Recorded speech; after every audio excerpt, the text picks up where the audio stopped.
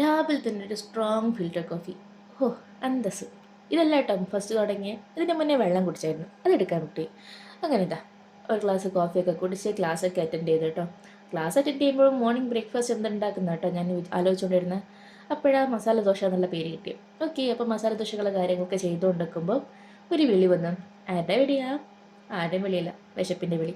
അങ്ങനെ വിശപ്പിനെ ശമിപ്പിക്കാൻ വേണ്ടിയിട്ട് ഇവിടെ ഉണ്ടായിരുന്ന കോൺഫ്ലെക്സും പാലും ഒക്കെ ഒഴിച്ചിട്ട് അത് കലക്കി അങ്ങോട്ട് കുടിച്ചു.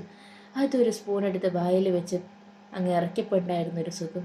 ഓ, അങ്ങനെ ആശ്വാസമായി. അങ്ങനെ ആസ്വദിച്ച് അതൊക്കെ അങ്ങോട്ട് കുടിച്ചു. അതിന് ശേഷം എൻ്റെ മസാല ദോശക്കുള്ള കാര്യങ്ങളൊക്കെ ചെയ്ത് തീർത്തു.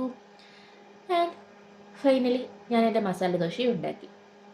അങ്ങനെ എൻ്റെ രാവിലത്തെ കോൺഫ്ലെക്സും അതൊക്കെ കഴിഞ്ഞിട്ട് അതിൻ്റെ മുകളിൽ കുറച്ച് കഴിഞ്ഞപ്പോൾ നല്ല ചൂടോടെ മസാല ദോശ ഉണ്ടാക്കി കഴിച്ചു കേട്ടോ. നല്ല മസാല ദോശയും സാമ്പാറും നല്ല തേങ്ങാ ചട്നിയൊക്കെ വെച്ചിട്ട് മോർണിംഗ് ബ്രേക്ക്ഫാസ്റ്റ് ഞങ്ങൾ കിട്ടുമാക്കിയിരുത്തെത്തും. പിന്നെ ഉച്ചയ്ക്കുള്ള അങ്കായിരുന്നു.